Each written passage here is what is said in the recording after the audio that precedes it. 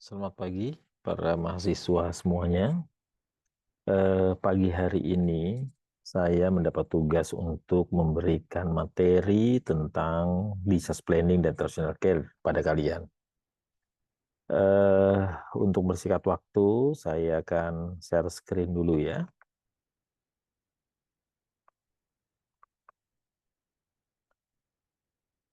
Mudah-mudahan sudah terlihat slide-nya. Oke, ini adalah topik yang saya akan sampaikan pada kalian semua tentang disaster planning dan transitional care, khususnya pada pasien berusia lanjut yang kita kenal sebagai geriatri. Sebelum saya berlanjut pada materi, mungkin ada beberapa pertanyaan dulu yang harus kalian bisa atau coba jawab untuk mengetahui kemampuan atau pemahaman kalian tentang topik ini. Yang pertama, apa sih yang benar tentang disaster planning menurut kalian? A. Bersifat individu. B. Terperinci. C. Bentuk koordinasi yang aman dan efektif. Atau D. A dan B yang benar. Atau E. A, B, dan C semuanya benar. Saya berikan waktu. 3, 2, 1. Oke. Untuk nomor 2. Dengan pertanyaan terkait dengan transitional care. Apa yang benar dengan transitional care? Jawabannya A, bersifat individu. B, terperinci. C, bentuk koordinasi yang aman dan efektif. Atau D, A dan B saja yang benar. Atau E, semua benar. Silakan. 3, 2, 1. Oke, kita berlanjut pada pertanyaan nomor 3. Kapan, di mana transitional care itu dilakukan? A, sedini mungkin saat diputuskan untuk pulang dari rawat inap. Maksudnya di sini nomor A. Nomor B, di IGD. C, di poliklinik. Atau D, semua benar. A, B, dan C. Atau E, bukan salah satu di atas, semua salah.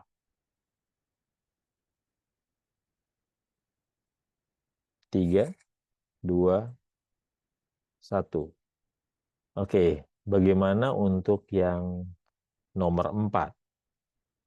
Kapan atau di mana discharge planning dilakukan? A, sedini mungkin saat diputuskan rawat inap. B, di IGD. C, di poliklinik. Atau D, semua benar. Atau bahkan C, A, B, dan C semua salah. Oke, dari 4 pertanyaan itu jadi ada beberapa hal yang memang perlu kita ketahui. Mudah-mudahan setelah nanti mendapatkan informasi terkait dengan topik ini, kalian semua bisa menjawab 4 pertanyaan sederhana tadi. Oke, saya mulai. Untuk disaster planning atau kita mengenalnya sebagai perencanaan pemulangan. Ini adalah sebuah proses untuk mengembangkan sebuah perencanaan perawatan yang bersifat individu, terperinci, dan sesuai dengan kebutuhan pasien. Dan perencanaan pulang ini adalah sebuah proses untuk memfasilitasi pelayanan yang dibutuhkan oleh pasien setelah pelayanan rawat inap. Dan perencanaan pemulangan yang komprehensif ternyata dilaporkan cukup efektif dalam mengurangi angka rehospitalisasi dan lama perawatan, terutama pada pasien berusia lanjut atau geriatri.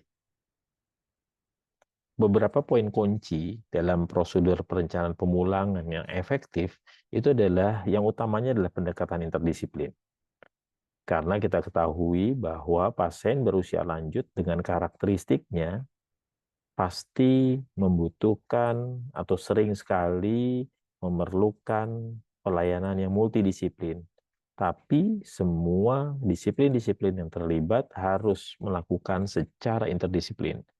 Bekerja mencapai tujuan yang ditetapkan secara bersama, secara patient-centered.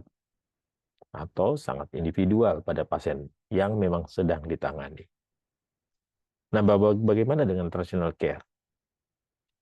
Transitional care adalah sebuah atau serangkaian tindakan untuk memastikan bentuk koordinasi yang aman dan efektif serta berkelanjutan perawatan. Seiring pasien mengalami perubahan pada status kesehatan, tingkat kebutuhan pelayanan, penyedia kesehatan, atau perubahan setting pelayanan kesehatan. Jadi pada adanya perubahan-perubahan ini dibutuhkan perawatan transisi. Transisi perawatan ternyata sangat umum terjadi pada geriatri. Dan transisi-transisi ini sering berlangsung tanpa rencana. Terjadi adanya eksaserbasi akut dari penyakit lama ataupun suatu penyakit akut atau cedera yang baru.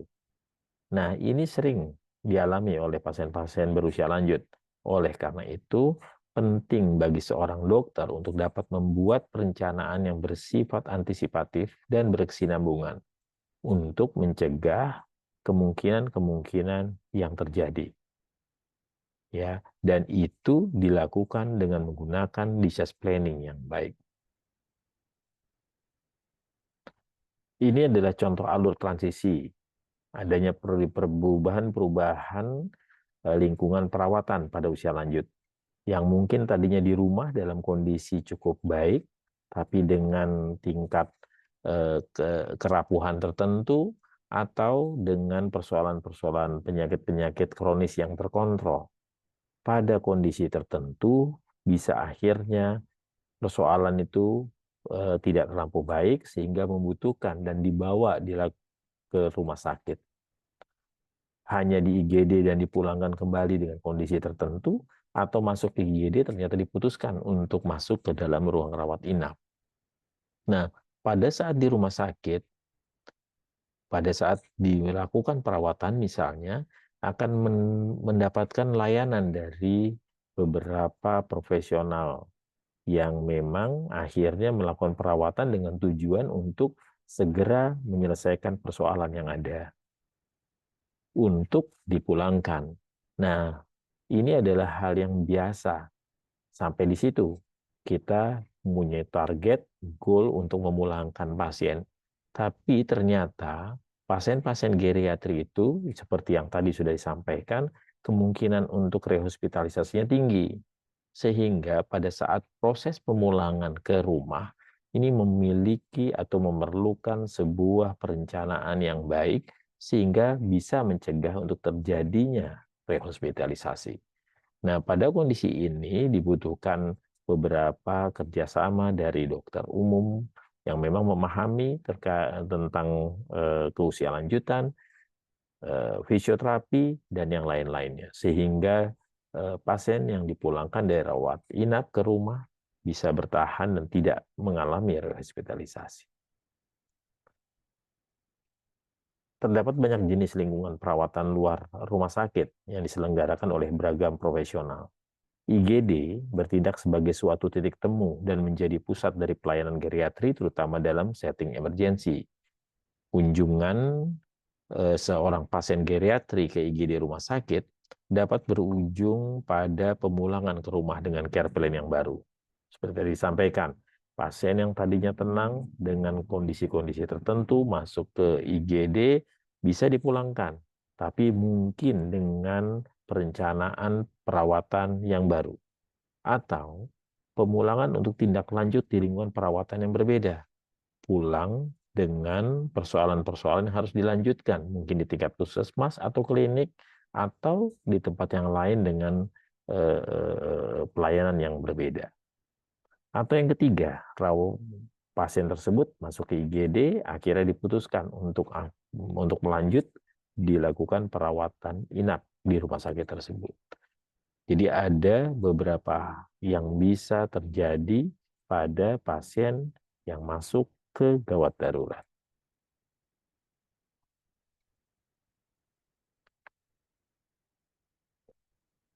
Mengapa disease planning dan transitional care diperlukan? Disease planning yang efektif yang dipadukan dengan transisi perawatan yang mulus menurunkan kemungkinan seorang geriatri untuk kembali dirawat inap. Jadi targetnya bukan cuma memulangkan pasien atau menyelesaikan pasien, persoalan-persoalan pasien pada saat masuk di rumah sakit, tapi bagaimana kita bisa mengantisipasi bila dipulangkan tidak mengalami perawatan kembali. Menurut satu studi, hampir 20% dari pasien pasca rawat inap mengalami kejadian tak diharapkan dalam kurun waktu 3 minggu setelah pemulangan. 75% dapat dicegah atau diperkecil resikonya dengan menggunakan perencanaan pemulangan yang baik. Jadi ada 20% yang mengalami kejadian yang tidak diharapkan. Apakah itu mengalami perawatan akut kembali, ya, atau masuk ke rumah sakit, atau dia berkunjung ke rumah sakit tersebut belum pada waktu yang ditentukan. Dari studi lain dilaporkan bahwa 20% pasien di pasca rawat inap dalam 30 hari setelah pemulangan. Mereka tidak memperoleh follow-up perawatan maupun perjanjian kontrol dengan dokter selama 30 hari pertama pasca pemulangan. 3 bulan kunjungan IGD pada satu penelitian oleh Hastings, hampir sepertiga dari geriatri akan mengalami kejadian yang tidak diharapkan saat transisi. Kebanyakan karena interaksi obat dan reaksi efek samping obat. Sehingga melihat seperti ini, rekonsiliasi untuk obat-obatan yang diberikan pada saat pemulangan itu menjadi sangat penting. Meresepkan obat dalam setting emergensi itu juga dipersulit dengan buruknya dokumentasi pemahaman tentang dari usia lanjut itu sendiri atau keluarga terhadap obat yang mereka konsumsi. Dilaporkan bahwa rata-rata geriatri yang mengkonsumsi 3,8 obat lebih banyak daripada yang mereka atau keluarga laporkan pada saat kunjungan ke fasilitas perawatan.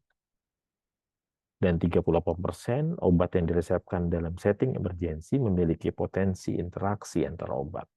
Oleh karena itu, rekonsiliasi obat merupakan satu tindakan esensi yang harus dilakukan oleh profesional pemberi asuhan. Ini adalah faktor-faktor penyebab kejadian yang tidak diharapkan.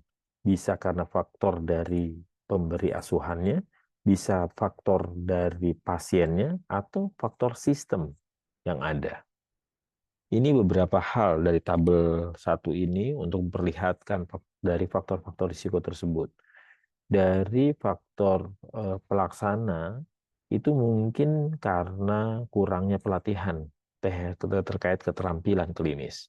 Atau misalnya dokter-dokter IGD merasa bahwa melakukan rekonsiliasi obat adalah buang-buang waktu, sehingga itu tidak perlu dilakukan.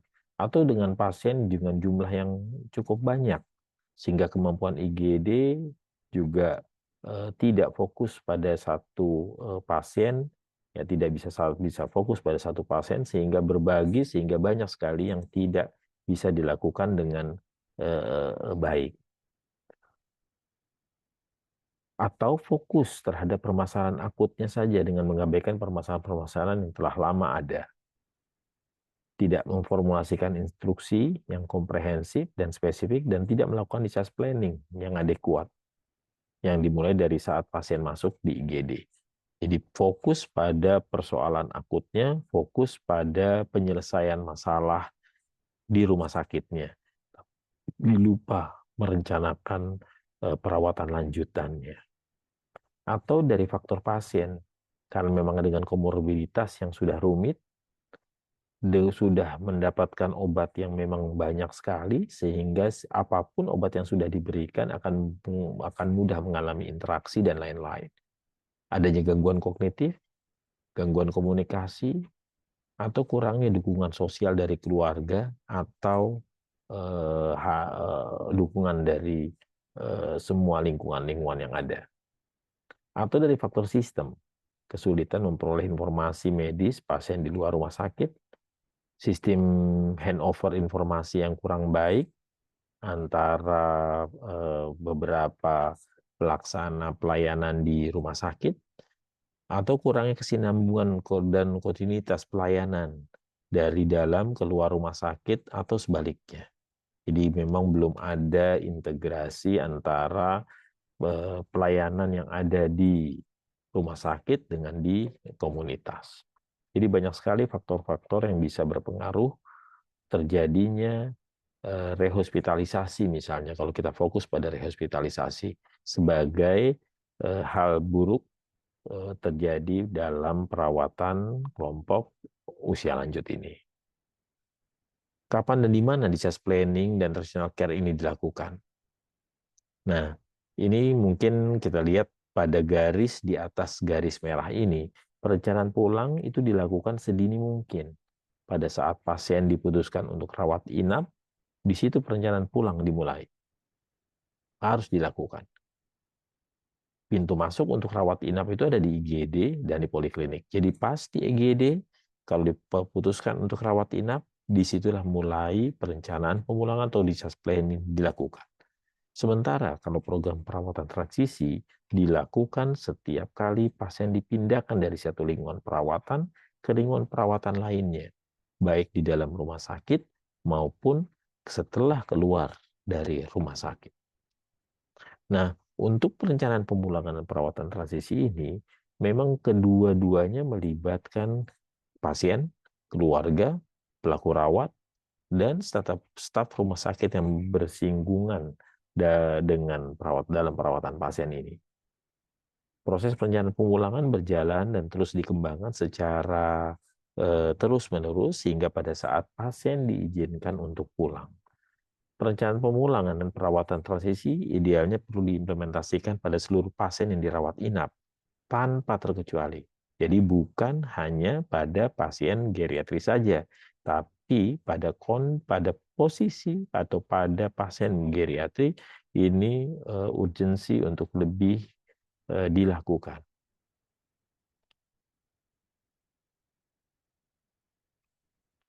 Ini adalah fase-fase discharge planning dalam fase perawatan.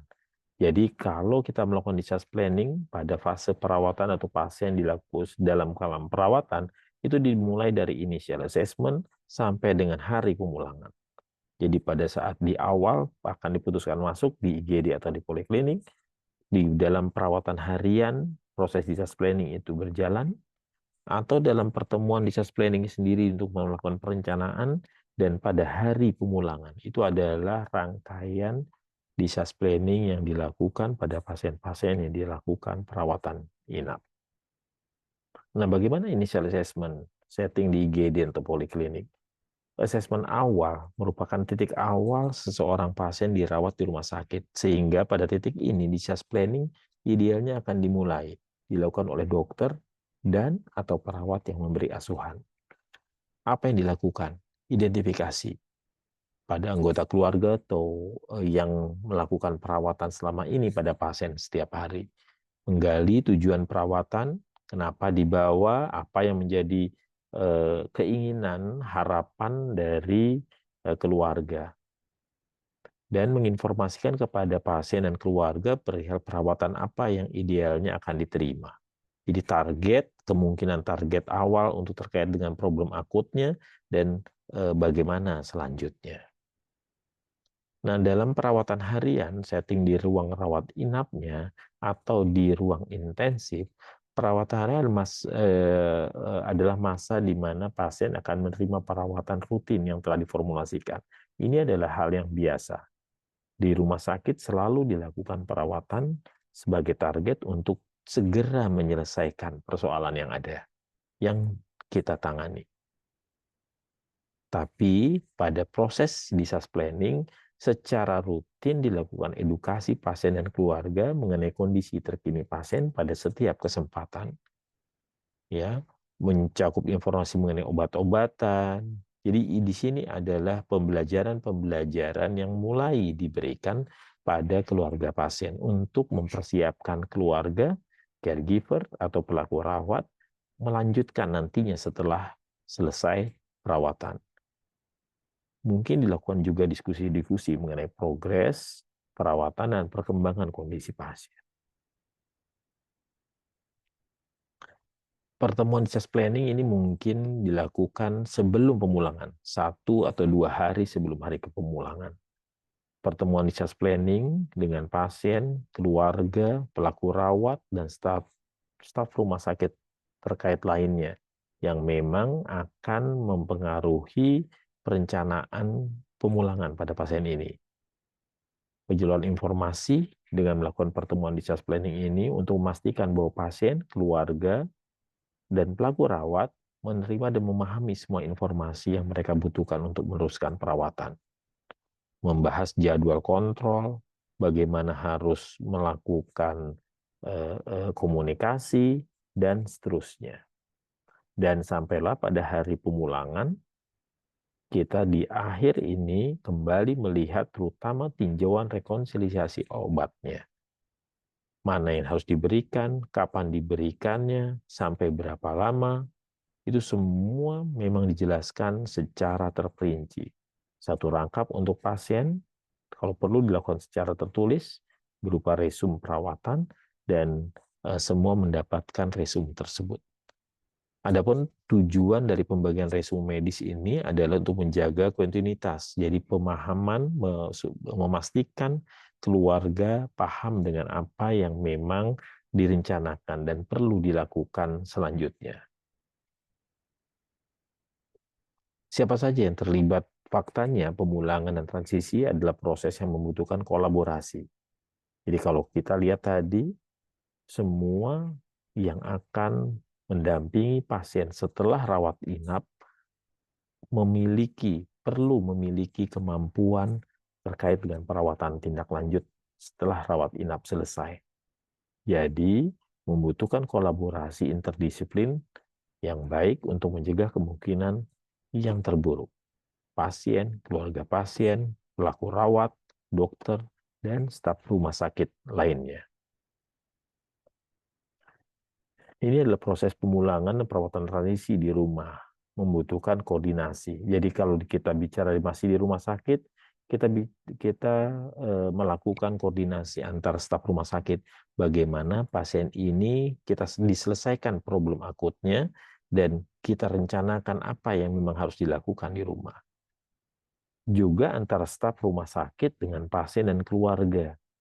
Bagaimana staf rumah sakit atau profesional yang melakukan pelayanan atau perawatan pada pasien ini menyampaikan beberapa hal terkait dengan persoalan masalah penyakitnya dan bagaimana perawatan tindak lanjutnya. Atau pada saat yang bersamaan koordinasi antara staf rumah sakit dengan staf-staf dari pelayan kesehatan di komunitas. Atau yang terakhir, antara mulai dikembangkan atau dimulai dilakukan koordinasi antara keluarga dengan pihak-pihak pelayanan kesehatan di komunitas. Nah, ini adalah koordinasi yang dibutuhkan sehingga proses pemulangan dan proses transisi bisa berjalan dengan baik. Komunikasi harus berlangsung secara terus-menerus selama masa rawat inap dan selama masa perawatan transisi. Kedua pihak antara dokter, pasien, pelaku rawat itu harus selalu mengingat bahwa pembelajaran dan edukasi merupakan jalur dua arah. Jadi dokter menginformasikan pada keluarga terkait dengan kondisi dan langkah-langkah yang akan ditempuh selanjutnya dan apa yang memang harus dilakukan atau baik dilakukan atau dilanjutkan di rumah. Sementara pasien perlu memberikan informasi terkait dengan situasi rumah, bagaimana faktor-faktor penunjang atau pendamping dari pasien nantinya setelah selesai rawat inap. Dokter harus memastikan bahwa pasien dan keluarga dan pelaku rawat benar-benar paham terkait dengan langkah-langkah yang akan ditempuh dalam perawatan selanjutnya. Bagaimana cara melakukan discharge planning dan mempersiapkan transitional care yang baik? Ada sebagai contoh di sini ada metode ideal yang dilakukan di Chicago, di Amerika Serikat, tentang panduan perencanaan pemulangan yang dilakukan oleh mereka, dengan tujuan akhir untuk meningkatkan beragam aspek dari kualitas dan keamanan pelayanan rumah sakit. Ini adalah contoh format checklist ideal yang dikerjakan di Amerika Serikat, di Chicago, terkait dengan perencanaan pemulangan. pada initial assessment ada beberapa checklist yang mereka perlu lakukan. Checklist itu untuk memastikan bahwa itu sudah dilakukan. Pada saat dilakukan disaster planning-nya, selama disaster planning-nya, ini ada beberapa checklist yang akan di-checklist kalau itu sudah dilakukan. Kalau itu sudah dilakukan, berarti disaster planning sudah dilakukan. Dan diharapkan ada luaran yang lebih baik. Dari hari ke hari ada beberapa yang memang perlu di-checklist, misalnya terkait dengan edukasi, semua persoalan-persoalan yang ada itu terinfo pada keluarga, pada caregiver atau pelaku rawat. Nah, ideal ini adalah elemen-elemen kuncinya terkait dengan ideal ini adalah include, discuss, educate, assess, dan listen. Dan masing-masing itu memperlihatkan hal yang mungkin sama dengan apa yang saya jelaskan sebelumnya.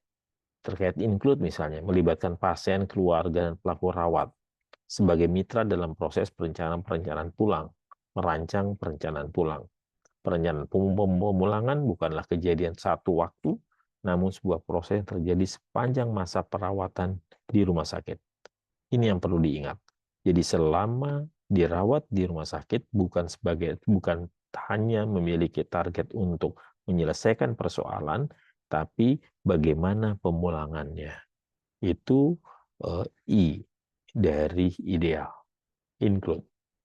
Sementara dalam discuss itu adalah upaya diskusi dengan pasien dan keluarga dan pelaku rawat dalam 5 area utama. Apa saja? Deskripsi kondisi hidup pasien di rumah, pengkajian ulang program pengobatan, penekanan warning sign dan masalah yang mungkin muncul, berikan nama dan informasi kontak yang dapat dihubungi, menjelaskan hasil-hasil pemeriksaan, dan 5, membuat perjanjian kontrol untuk follow up. Nah, ini adalah hal yang dilakukan atau bagian dari discuss. Bagaimana dengan educate? Mengedukasi pasien dalam bahasa yang sederhana sehingga pasien mampu memahami apa yang memang harus dilakukan. Edukasi ini bisa berupa tujuan perawatan yang pasien dan keluarga inginkan, serta mencatat dan menjelaskan progres harian, melibatkan pasien dan keluarga dalam kegiatan visit dokter, jelaskan daftar pengobatan secara tertulis, dan dukung pasien dan keluarga untuk mengambil bagian dalam proses perawatan sesuai kapasitas mereka. Jadi kita perlu libatkan sejak awal perawatan. Yang berikutnya tentang assess, mengkaji seberapa baik dokter dan perawat dalam menjelaskan diagnosis keadaan pasien, serta langkah-langkah dalam perawatan pasien kepada pasien dan keluarga. Dokter dan perawat sebaiknya memberikan informasi kepada pasien dalam potongan-potongan kecil, jadi bertahap semuanya dilakukan. Maaf. Yang berikutnya adalah listen. Dengarkan, ini mungkin hal yang terakhir. Kita mendengarkan, kita menghargai tujuan perawatan yang diharapkan oleh pasien, dan mungkin kekhawatiran mereka. Nah, ini perlu kita dengarkan sehingga kita bisa mengantisipasi apa yang harus kita berikan pada keluarga, pada pelaku rawatnya. Inilah komponen formulasi dan dokumentasi perencanaan kemulaan, dari mulai identifikasi dan pengkajian, bagaimana hal-hal yang memang perlu kenali sejak awal, terus ada perencanaan, pelaporan terkait pelaksanaan pertemuan keluarga, jadi semua disampaikan secara bertahap, implementasi, ya kita mengaplikasikan memang apa yang direncanakan, rekonsiliasi medis seperti apa, nutrisi, target dari status fungsional, psikososialnya seperti apa, dan selanjutnya. Dan memastikan yang terakhir adalah koordinasi dan evaluasi, memastikan pasien, keluarga, pelaku rawat mampu untuk menjalankan perencanaan pemulangan, sehingga penekanan pada komunikasi. Ini contoh format perencanaan pulang. Alur pengerjaannya sebenarnya sesuatu yang biasa dilakukan atau umum dilakukan. Namun dibuat lebih terstruktur. Dipastikan bahwa apa yang memang dikerjakan itu memang sudah dikerjakan. Nah, ini penting dalam pengerjaan disaster planning. Bukan satu kesatuan yang biasa, terus akhirnya tidak ada penekanan. Yang perlu dilakukan adalah penekanan-penekanan. Ini sebagai contoh, pada identifikasi, menanyakan faktor risiko rawat kembali yang mungkin ada pada pasien. Karena target dari disaster planning adalah tidak terjadinya rawat kembali, sehingga menanyakan faktor risiko apa yang kira-kira bisa menyebabkan pasien ini bila dipulangkan nantinya bisa mengalami rehospitalisasi atau perawatan kembali. Apakah pasien hidup sendiri, apakah pasien memiliki rasa nyeri, ya, ada depresi, ada status fungsional yang kurang. Nah, ini adalah beberapa data yang mungkin perlu kita modifikasi dan selesaikan sehingga persoalan-persoalan yang ada yang kita temukan ini tidak menjadi faktor risiko untuk terjadinya rawat kembali. Hal ini biasanya identifikasi dilakukan di hari pertama, di hari kedua perawatan.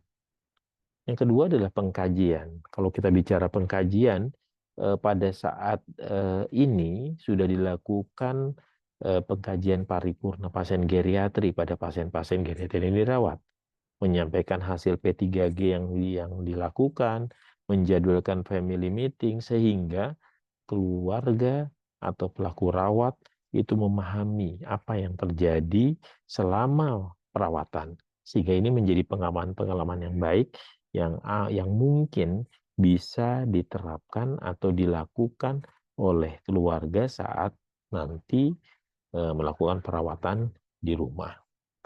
Yang ketiga, perencanaan. Dilakukan pertemuan keluarga. Jadi setelah kita mengetahui, kita sudah mengetahui apa yang menjadi target, apa yang menjadi persoalan-persoalan pada pasien. Nah, pada saat kita sudah mengetahuinya, kita harus memberikan informasi tersebut pada keluarga. Sehingga dilakukan pertemuan, family meeting, sampai keluarga memahami betul apa yang terjadi pada keluarga yang memang masih dalam perawatan saat ini. Yang berikut di tahap perencanaan terdapat 3 poin penting. Sebelum perawatan, setelah perawatan, harapan, dan tujuan pasien dan keluarga. Menjelaskan mengenai perawatan yang didapat. Boleh terus menjelaskan mengenai diagnosa penyakit, apakah ada perlakuan khusus.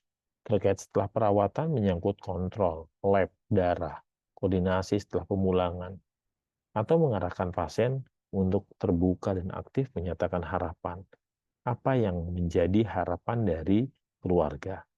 Misalnya terlampau tinggi harapannya dari dibandingkan kenyataan yang ada pada pasien yang kita kelola, kita perlu memberikan informasi secara baik, benar, terkait dengan realita yang ada pada pasien. Ya, jadi kita harus berbagi, harus melakukan komunikasi terkait dengan hal-hal apa yang memang kita akan hadapi. Terakhir adalah terkait dengan implementasi. Jadi kalau kita bicara implementasi, perencanaan agenda harian yang dilakukan P3G sudah dilakukan atau belum? Diimplementasikan atau tidak? Edukasi terkait dengan variasi makanan sudah disampaikan atau belum? Mempertimbangkan hobi, kesukaannya apa? Mulai disetting sehingga semua bisa berjalan dengan baik setelah selesai perawatan. Koordinasi dan evaluasi, meminta pasien mengulang. Memastikan, ini adalah tahap terakhir, memastikan bahwa apa yang kita sudah sampaikan dipahami oleh keluarga atau pelaku rawat.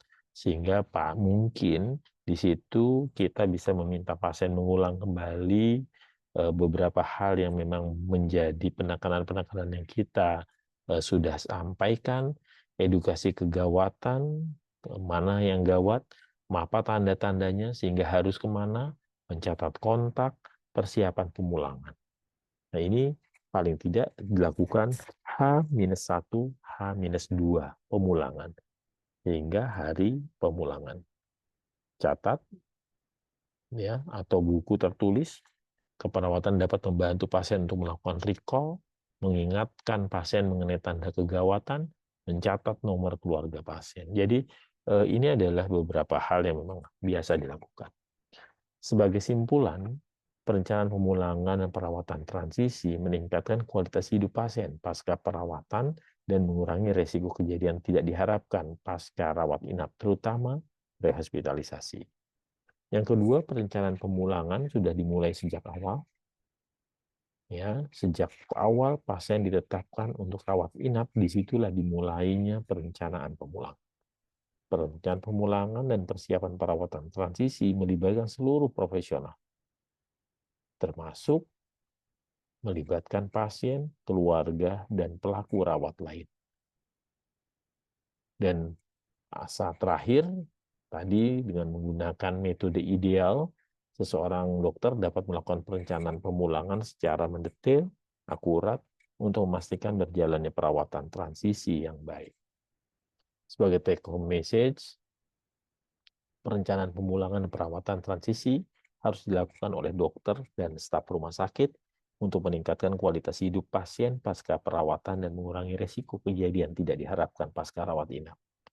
Yang kedua, perencanaan pemulangan dan perawatan transisi harus dilakukan terutama pada geriatri karena tingginya resiko rehospitalisasi dan kejadian tidak diharapkan. Yang ketiga, perencanaan pemulangan sudah dimulai sejak awal pasien ditetapkan untuk rawat inap dan terus dikembangkan sepanjang masa rawat inap. Dan terakhir, perencanaan pemulangan dan persiapan perawatan transisi melibatkan seluruh profesional pemberi asuhan yang terlibat dalam perawatan pasien mencakup dokter, perawat, staf rumah sakit lainnya, serta harus melibatkan pasien, keluarga, dan pelaku rawat. Mungkin itu yang bisa saya sampaikan. Nah, ini kembali ke pertanyaan-pertanyaan di awal tadi. Saya mengambil pertanyaannya sama sebagai post-testnya. Yang benar tentang disaster planning mana? Tadi sudah dijelaskan. Bersifat individu terperinci, jadi ini jawabannya A dan B benar. Bagaimana yang kedua?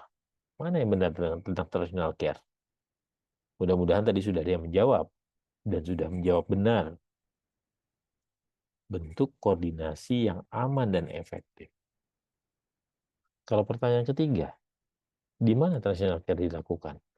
Sedini mungkin saat diputuskan rawat inap, di IGD, di poliklinik, semua benar atau semua tidak benar? Semua tidak benar. Karena sedini mungkin IGD, poliklinik ini adalah hal-hal yang terkait dengan disaster planning. Itu pertanyaan ke nomor 4. Jadi kalau kita bicara nomor 4, semua benar. Ya itu mungkin yang bisa saya sampaikan. Ini ada beberapa referensi. Kalian semua setelah mendengarkan informasi dari slide-slide yang saya sampaikan tadi, dan di sini juga saya sertakan referensi dari topik disaster planning dan transitional care. Mudah-mudahan kalian semua bisa lebih mendalami tentang topik ini. Sekali lagi terima kasih. Assalamualaikum warahmatullahi wabarakatuh. Saya stop share.